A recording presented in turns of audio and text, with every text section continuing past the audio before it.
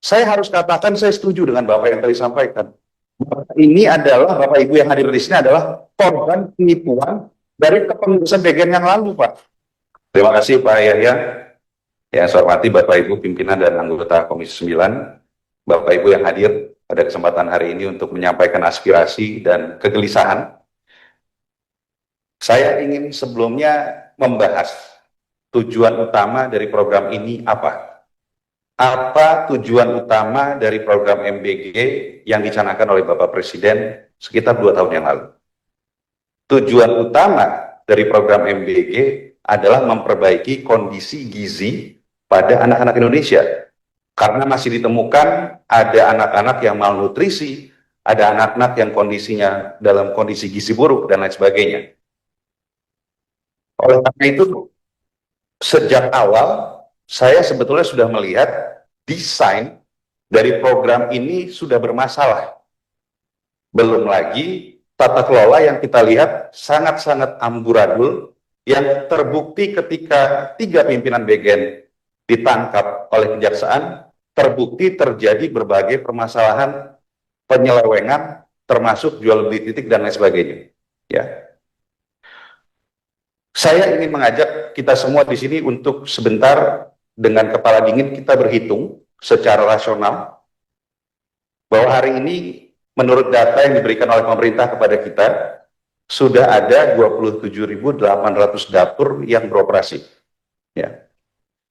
Di luar itu ada 13.000 dapur yang sudah dibangun, sedang membangun, dan menunggu untuk bisa masuk ke dalam ekosistem program MBG. Ya. Kalau dijumlahkan ini sudah lebih dari 40.000 dapur. Kalau masing-masing dapur memiliki kapasitas 3.000 penerima manfaat, maka total jumlah penerima manfaat lebih dari 120 juta, Bapak Ibu. Siapa yang mau dikasih makan, Pak?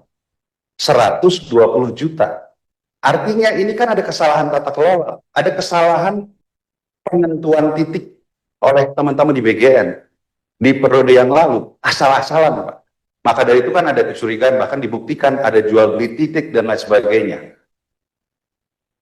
Kalau kita kembali ke tujuan awal tadi, siapa yang harus diberikan makan? Kan bukan 82 juta anak Indonesia, tetapi memang harus terfokus. Yang membutuhkan jumlahnya berapa saya belum tahu, tergantung pemerintah nanti memutuskan berapa. Nah, dalam kondisi ini saya tidak menyalahkan Bapak Ibu yang hadir di sini. Saya juga bersimpati dengan kondisi yang Bapak Ibu hadapi hari ini. Saya harus katakan saya setuju dengan Bapak yang tadi sampaikan. Ini adalah, Bapak Ibu yang hadir di sini adalah korban penipuan dari kepengurusan bagian yang lalu, Pak. Negara. Ya, karena keputusan dari lembaga pemerintah mewakili negara. Ya. Oleh karena itu, saya juga berkomitmen sebetulnya di sini. Saya akan meminta kepada BGN untuk mencarikan solusi untuk Bapak Ibu yang hadir di sini. Tidak boleh rakyat dirugikan, Pak. Tetapi kita juga tidak bisa memaksakan melanjutkan program ini dengan seperti ini. Kembali lagi Pak, kita dengan kepala dingin, dengan rasional berpikir, 120 juta penerima manfaat, itu siapa yang mau dikasih makan Pak?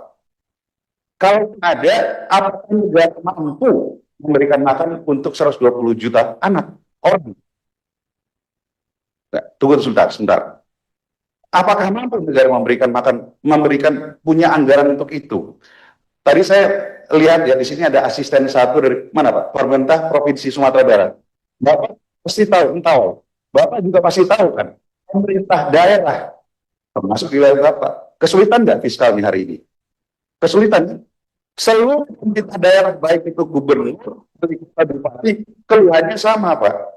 Kesulitan fiskal, tidak bisa memberikan pelayanan, bahkan P3K juga terancam untuk dirumahkan Pak. Semuanya sedang melakukan efisiensi. Jadi kita juga tidak mungkin memaksakan bahwa ini dijalankan seperti semula, Pak. Ini pemikiran rasional. Tetapi saya berkomitmen bahwa ibu-ibu tidak boleh merugikan. Artinya apa? Negara harus mengganti kerugian, negara harus mencari solusi apabila memang tidak digunakan, Pak. Ganti kerugian, berikan kompensasi.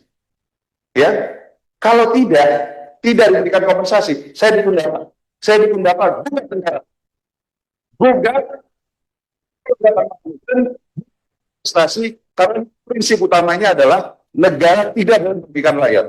Dan bahwa ini adalah dan sudah tepat untuk mengadu kepada kami di sini. Jadi komitmen dari kami seperti itu. Saya juga punya komitmen yang sama. Tidak boleh rakyat dirugikan, tetapi tidak boleh juga kita paksakan program ini sesuai dengan desain seperti ini. Karena negara tidak hanya program MBG, Pak. Kesehatan juga membutuhkan dana, Pak. Atau tidak di setiap daerah juga butuh digaji, Pak. Tapi sekali lagi, rakyat tidak boleh dirugikan. Terima kasih.